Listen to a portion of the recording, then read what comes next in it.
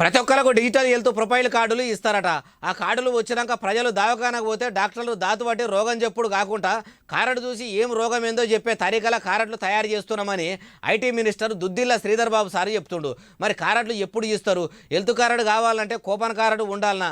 అన్ని ముచ్చట్లు అరుచుకోవాలి కదా. మళ్ళీ సర్కారు ఏర్పడంగానే ఆరోగ్యశ్రీ కార్డును 2 లక్షల నుంచి 10 లక్షలకు పెంచిర్రు కదా. ఇప్పుడు అట్లనే దవాఖానకు పోయే ప్రతి ఒక్కరికి ఆధార్ కార్డు లెక్క హెల్త్ ప్రొఫైల్ కార్డులు ఇస్తారట. దవాఖానకు పోతే డాక్టర్ కూడా వచ్చిన మనిషిని చూసి ఏమేం రోగాలున్నాయి, ఇన్నొద్దులు ఏడేడా చూపెట్టుకున్నారు, ఏం మందులు వాడినరని కార్డును చూసి చెప్పేటట్టు కానూన్ తయారు చేసిరట. అటు డాక్టర్లకు పని అలకగాయేదందుకు, ఇటు రోగులకు అందరికి పనికొచ్చేటట్టు డిజిటల్ హెల్త్ ప్రొఫైల్ కార్డు ఇస్తామని మంత్రి శ్రీధర్ బాబు సారు చెప్పుకొచ్చుండు. రాష్ట్రంలో అందరికి కార్డులు తయారు కానికి కూడా ఏం తక్కువ 4 నెలలు పట్టేటట్టు ఉంది. కాబట్టి జూలై 1వ తారీఖు వరకల్లా అందరికి హెల్త్ కార్డులు ఇస్తామని చెప్పుకొచ్చుండు. ఈడొక ముచ్చట చెప్పుకోవాలి, ఈ కార్డులు అందరికని మా చెప్తురు గాని మళ్ళా తెల్ల రేషన్ కార్డు ఉన్నోళ్ళకేనా లేకుంటే ఆధార్ కార్డులు ఉన్నోళ్ళు అందరికా అనే ముచ్చట మంచిగా చెప్పాలి.